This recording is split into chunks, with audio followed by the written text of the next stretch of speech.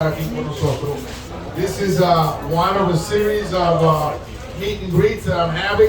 I don't want to give my back to that side of the room. I want to thank our board president, Mark Levine, for coming over. Give him a round of applause. Our state senator, also Paul Del Clear, who's here with us. And all of you that are leaders and advocates and folks that fight for our community. I want to thank you because without you, many of the issues go forward without being heard. Some of our concerns are not taken care of unless you bring them up. So on the ground, you are in fact the leaders that bring forward what are the solutions to the problems in the community. Ustedes son los líderes que traen las soluciones muchas veces para los problemas. Many times you may stop me on the street and say, Congressman, what about this idea? You know, and the idea is a very good one, and it turns out to be the basis for legislation. Right? Some of my best legislation comes from you. Alguna de las mejores piezas legislativas viene de ustedes. Porque ustedes son los que están aquí diariamente en la comunidad y tienen las ideas para resolver los problemas. And this part of the district, because of redistricting, now I have a bigger part of the district. Before I used to have from Amsterdam going east. Now I also have from Amsterdam going west. All of it, right? Ahora yo tengo una parte más grande de este distrito. Tradicionalmente yo tenía de Amsterdam hacia el este, ahora tengo también de Amsterdam hacia Riverside. O sea que represento hasta la 110 up until 110th Street. We represent almost the entire area, right? So I think that's good so that you're not confused and in one block is one congressman and in the other block is another, right? So thank you for your efforts. So I want to give you a report a quick report before we listen to our electeds, and most importantly, before we take your questions. La razón para esta reunión, principalmente para escucharlo a ustedes y sus preguntas, ¿verdad? Y voy a dar un breve reporte, escuchar brevemente de ellos, pero principalmente la meta es escuchar de ustedes y cuáles son sus quejas, sus sugerencias, etc. We want to listen to your complaints, your suggestions. That's really the bulk of this greet meet. And as I said, we do it almost every Saturday. And we're going around the district from as far up as the Northwest Bronx to the southern part of the district over here. And on 96th Street on the east side, which is the furthest tip going south in the district, okay? So primero, I want to talk about violence and quality of life issues, right? I know that it's summertime. When summertime comes, with it come a lot of issues that pertain to quality of life, noise, scooters on the sidewalk, right? Loud music, crime. And so we're working very closely with Manhattan North to address some of these issues. And the mayor and the police department, and we have a new police commissioner, Eddie Caban, the first Latino police commissioner for the city of New York, appointed recently by Mayor Adams. He is a lifelong police officer. His father was a detective in the department. So he comes from a family, a long line of law enforcement folks. And so he's really passionate about his job. So I hope to be an ally with him and work with him to address the issues that are critically important to the neighborhood. So we know that many of you are concerned about the scooters. We know that many of you are concerned about those e-bikes that get on the sidewalk, right up the opposite side of the street. You know, I see in the last meet and greet that I had a young woman with her mom. Her mom was in a wheelchair. And I said, what happened? She got hit by a bike, right? Yeah, so this is critical. So we got to continue to work with the department to make sure that, and I've asked the state legislature, some of my state legislators in the district, because it's a state issue, that I think that they should have some level of registration for those e-bikes, right? And some level of insurance too. The dealers, the folks that sell them, should not be able to release them to somebody unless they're registered and have some level of insurance, right? I mean, you go buy a car and you don't walk out the dealership without a license, without a registration and an insurance policy. You gotta have that. So the dealerships should also be held accountable. And the technology is there that if you perhaps put a QR code or some kind of digital sign on the bike, they will be able to pick up the cameras, will be able to pick up the speed of them. And some of them, just like they do with cars. And if they go the opposite way of the street, there should also be some level of repercussion for that. Because now when you walk, I know Columbus Avenue, right? When you walk out Columbus Avenue, right? If you're getting out on the passenger side of the street, you're basically walking into traffic, right? And if you walk out on the driver's side of the vehicle, you're opening the door right to a bike lane. So you really, like, I think my grandson over there, I get out first before he gets out. And then I escort him out because I don't want him run over by a bike or a car. So those are the kinds of common sense solutions that must be addressed so that all of us are safe. As we expand, bike lanes and we shut down streets like the ones here, and then of course, when you shut down a street like this, which is a good thing for local residents, but traffic is going to go to the lateral side streets where people live. Families are there. And so we got to make sure that those streets are safe to pedestrians and safe to the neighborhood. So I want to continue to work with you on that. I also want to let you know that I am the author of the Ghost Guns bill. Ghost guns are kits that you receive in your home, a box of an unassembled weapon. But if you go to IKEA, for example, and you buy a futon, right? When you put it together, what you have at the end of the day is a bag, a futon. But if you get a ghost gun in the mail, at the end of the day, when you assemble it, what you have is a 9mm weapon, or a weapon of death. And so we have to regulate them. The president already did it administratively through ATF, alcohol, tobacco, and firearms, but I have the piece of legislation that will ensure that folks don't get access to ghost guns without a full background check, that they're registered, they're untraceable too.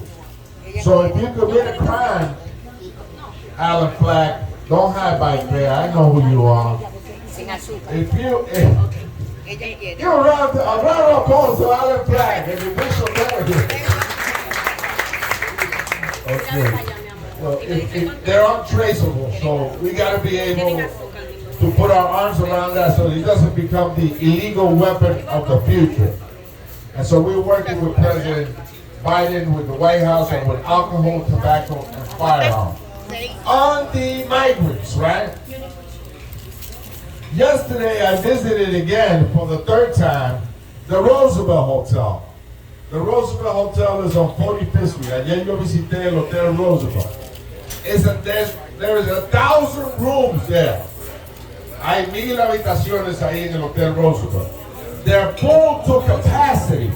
Están llenos a capacidad. In addition to that, there's 54,000 migrants that have come to New York. 80,000, I think it's 88,000 in total, but 54,000 of them have stayed in New York City.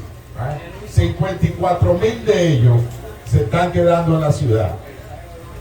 Now the situation at the border, the numbers have gone down dramatically, but the migrants that are in the country, in different states, are all running to New York City.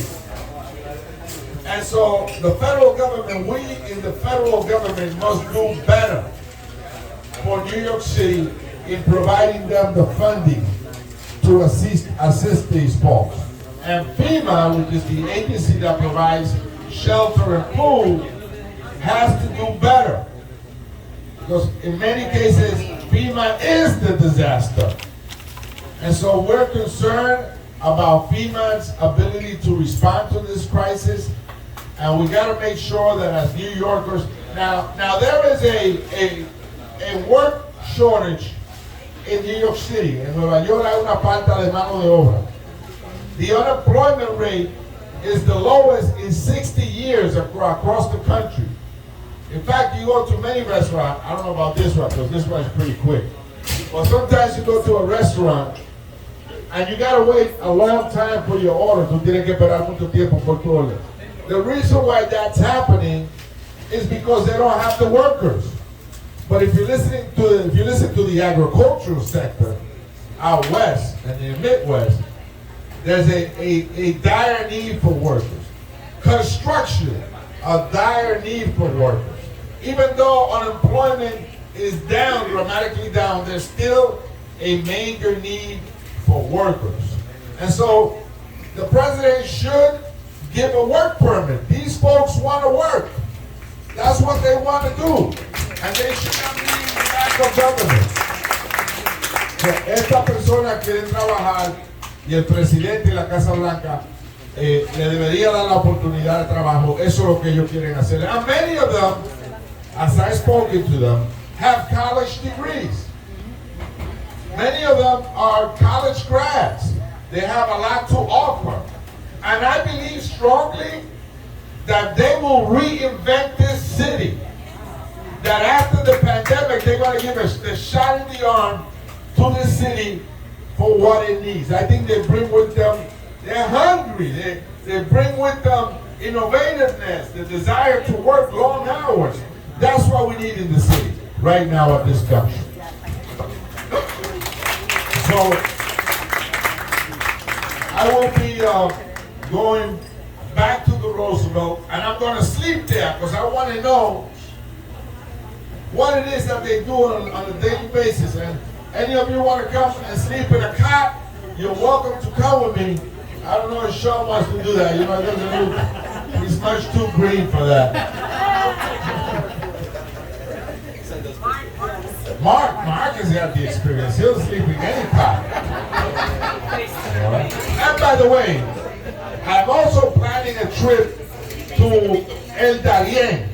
The El Darién is the Panamanian jungle, where these families, many women with children, cross to come to the United States. Pienso ir también en una visita formal al El Darién, que es la selva panameña, dentro de la cual caminan estas personas, madres con niños y personas que llegan a la frontera.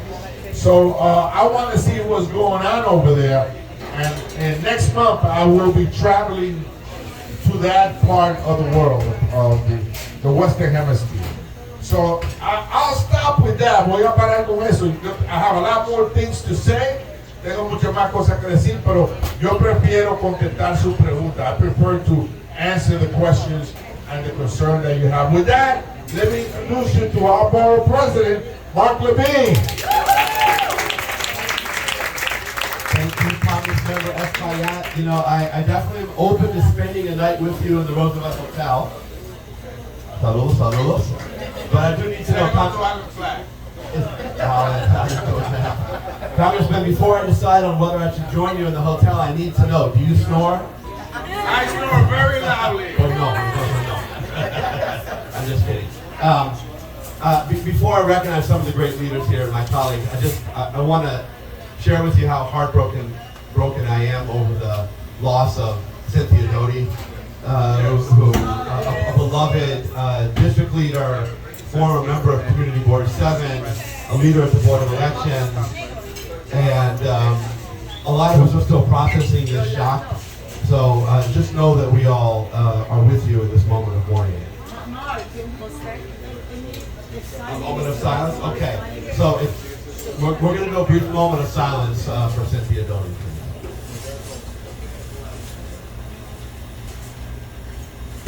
Thank you, and we will not forget you, Cynthia.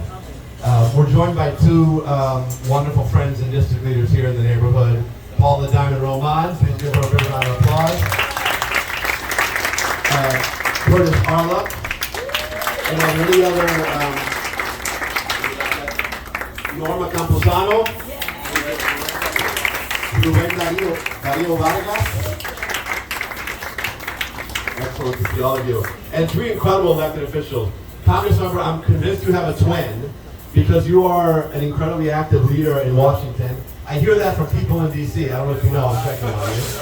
But you're everywhere in the district as well. So thank you for your energy and your leadership and for doing this today. Another round of applause for Congressmember Espaillat.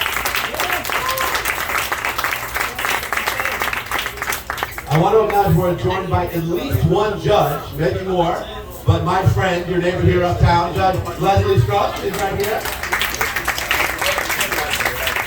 Right here on 110th in Central Park West.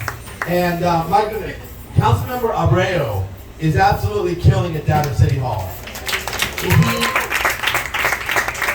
He'll tell you about some of what he did. He almost single-handedly got $20 million more in the city budget for lawyers for tenants facing evictions and housing court.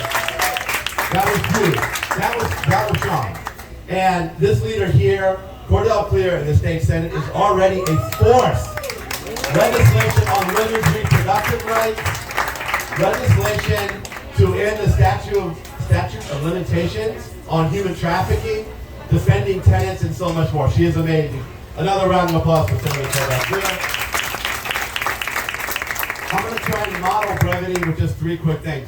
We not only have a new police commissioner, we have a new chief for Manhattan North at the PD. I don't know, have you met with Chief Stevenson yet, Adriano? Okay. You have an amazing new chief uptown, Chief Rule Stevenson. I met with him. He told me that motorbikes are one of his top priorities, and that he is specifically going after the places that sell them. They're identifying the stores to crack down there. And this is very smart. They're using social media to find out where the groups are meeting, because they kind of meet and go in like packs of 10, 50, 100. And it turns out that they saw there was going to be a huge gathering in Riverbank State Park today. And they had officers there, I'm presuming that that's happening right now, to disrupt it before they could get going. So this is really smart police work. He's going to be great. Secondly, I'm all in on the fight against scaffolding, which is a huge problem in this neighborhood. On Broadway and 104th, on top of the Ben & Jerry's, do you guys know this? That scaffolding has been there for 7 years. And I went by on Thursday morning, and it was a little unsafe under there because bad things can sometimes happen when you have scaffolding there for years. So we have a whole set of policies that we have in place to try and pull those down more quickly. I'm also, let's work together on this, Sean, and the senator too. I'm in talks with the buildings department to get that one down, specifically as soon as possible. So finally, I've been working for years on a drive to get residential parking permits in New York City. Let me explain what this is. We got too many cars from Jersey parking on the streets of this neighborhood. We got too many cars from Long Island parking on the streets of this neighborhood because they don't want to pay for a garage, and they get on the subway and go downtown. So we want New York to do what a lot of other cities have done. You need a permit from if you're a resident in the neighborhood, you get a permit to park. Otherwise, you can't park on the local streets. That's what we're working for, and I'll keep you posted on that. That's it from me. Thank you, Congressmember. Thank you so much, everybody. Thank you. Thank you. On the environment, really quickly, I'll try to get like one initiative before I present like this. On the environment, I have two major pieces. One is the climate fund to get, climate change is not a U.S. only issue, crisis. It's a worldwide crisis. But yet, other countries are polluting or being the victims of pollution, of climate change, right? In fact, poor neighborhoods contribute less because they don't have as many cars, but I get hurt the most.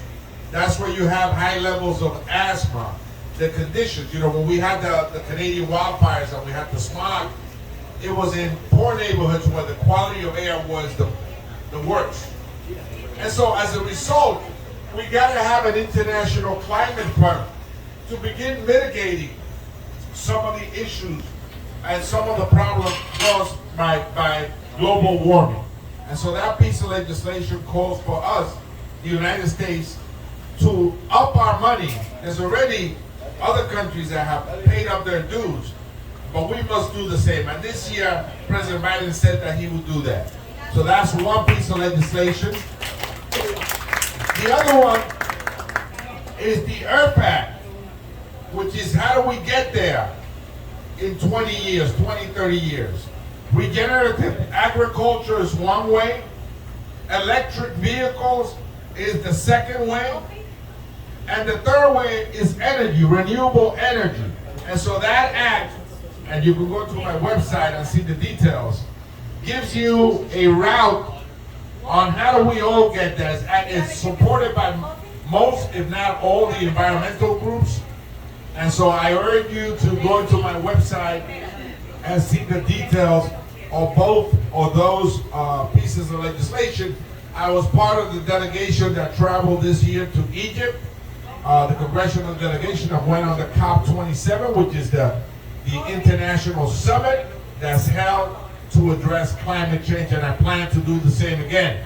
Peggy Shepard and WEAC were there, and they also got $10 million from the EPA to ensure that they work with you and the community groups that want to apply for funding to address climate issues. Those applications are very complicated, so Peggy Shepard and WEAC are going to have the training and the technical assistance to make sure that the local community-based organization access the dollars that they need for initiatives in that terrain. Okay, $10 millones que le dio el EPA a WEAC para asistir a las organizaciones locales, llenar las aplicaciones para los fondos que tienen que ver cómo mejorar el ambiente en nuestro vecindario. And there could be little projects or bigger projects in scope. They will assist you in putting out the application and accessing the dollars. So that's an important development. With that, let me introduce our State Senator, Clotel Clea. Good morning, everyone. Thank you, Congressman Espaillat, for assembling everyone here today. This brings back memories. You know, I've represented this neighborhood for a very long time. Some of you don't know that. There you go. You know, I was a school board member for over 10 years, and I was the first president of the CEC for District 3.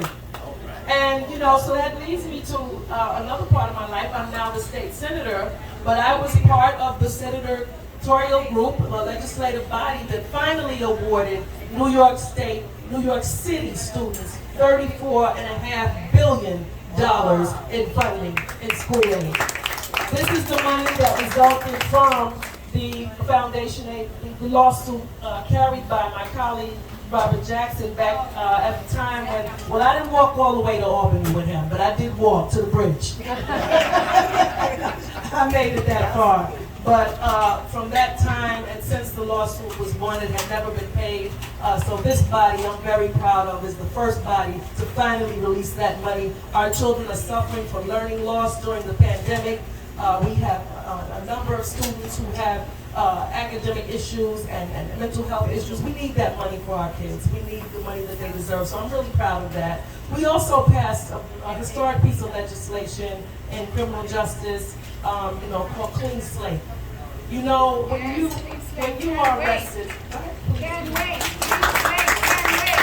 Yes, Clean Slate, can't wait. Right, and we're waiting for the governor to sign it. But I'm really proud of this legislation because when you are arrested for a crime, oftentimes this is young people who made a mistake.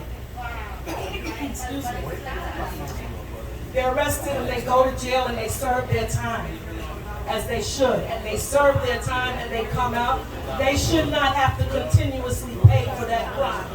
And many people can't get housing, can't get a job, can't even get into school because of something they have done and paid for and come out of jail. So I'm really proud of this. We're waiting on Governor Hochul to sign this bill as it comes out. Another great bill. Our country is going through a lot of social unrest. We have a lot of racial and other ills that are affecting us. And as far as reparations is concerned, that conversation is long overdue. And in New York State, where we had slavery in New York State, and we profited from slavery in New York State. The cotton industry, which fueled this whole economy and built this country and New York. So finally, me and my colleagues, we have passed legislation that will establish a commission that will look at reparations. And that is long overdue, very finally. I'm working on various pieces of legislation. One issue that's near and dear to me, as the borough president mentioned, is human trafficking. Human trafficking is sex trafficking. It's also working people and not paying them. But they have a very small window to complain about this or to bring charges against people who commit human trafficking. Therefore, it continues to persist because there's no recourse for the victims of human trafficking. And when you think about it, and I remember a young lady in my district who had been trafficked at a very, very young age, 14 years old. 5 years from when she was first trafficked was not enough time for her to even know what had happened to her. It wasn't enough time for her to even realize and be strong enough to come back and file charges against someone. But the scars of that human trafficking, that sex trafficking, stayed with her for the rest of her life. There should be no statute of limitations, so I worked with our District Attorney Albert Bragg to come up with legislation that we were able to get passed in the state Senate. Unfortunately, it didn't pass in the Assembly, but I'm going back in January and we're going to continue fighting and we're going to continue working because human trafficking is wrong and it is something that has to stop. It's $1 billion industry. And until we make serious policy changes, it's going to continue because it's working. I'm not going to keep you much longer because I can keep talking. There's another piece of legislation I do need your support on. And when it comes to housing, we have a lot of property now that's owned by LLCs. Nobody knows who they are. I have legislation that says you need to tell us who you are.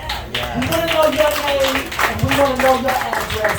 We want to know who you are so that we can keep track of bad actors and people who are repeat offenders. And again, I was able to successfully get it through the state Senate. It did not pass in the Assembly, but I'll be going back and we will try again. So thank you so much. Hey, thank you, Senator. Let's welcome Judge Leslie Stroff here with us today. We have community leaders Emmanuel Turner, Billy Williams, Azuror, and Altagracia Hidalgo here with us. Before we listen to our city council member, let me run real quickly some of the earmarks, the funding that I brought to the district. $400,000 for Art for Washington Senior Center, a new kitchen.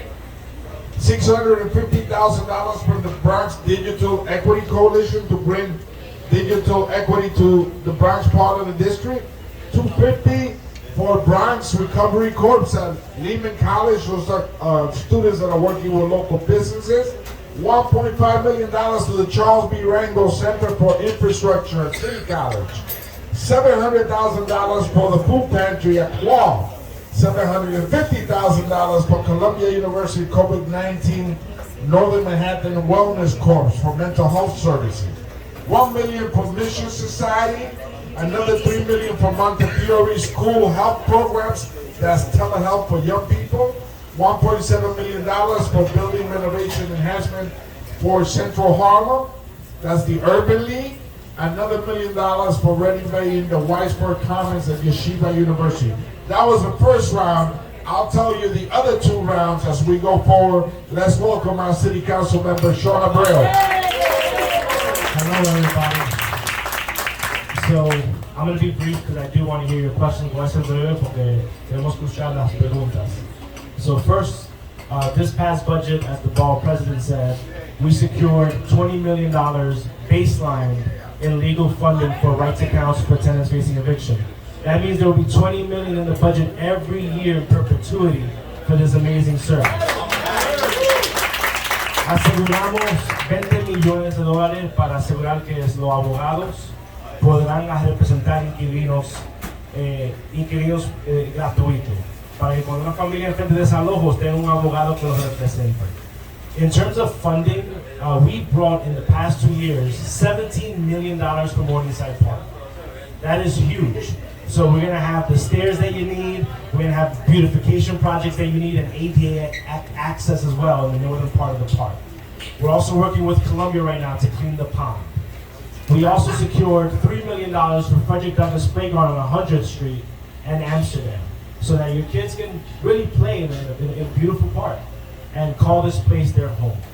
I also want to give a shout out to Cordell Clare for bringing funding for a program at the Jewish Home, just a few blocks away. That's going to really create a pipeline for our young high school students to become nurses. And that's a huge program that we're excited to see come forward. There's a lot more that's happening, but again, we want to hear from you. Queremos escuchar de ustedes y por eso que estamos aquí. Okay, muchísimas gracias. Thank you. All right, so we're going to take questions, one from the back, one from the